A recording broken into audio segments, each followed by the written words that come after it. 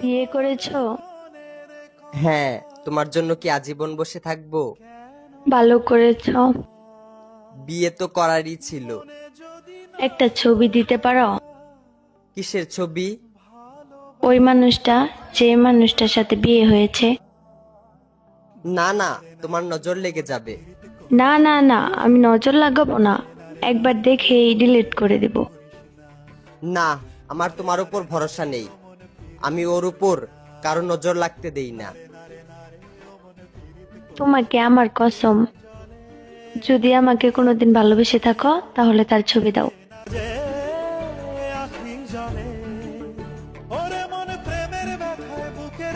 এইটা তো আমার ছবি। তোমার পর আমার জীবনে আর ভালোবাসাই আসে নাই। তারপরও মুখে এত হাসি নিয়ে ঘুরো।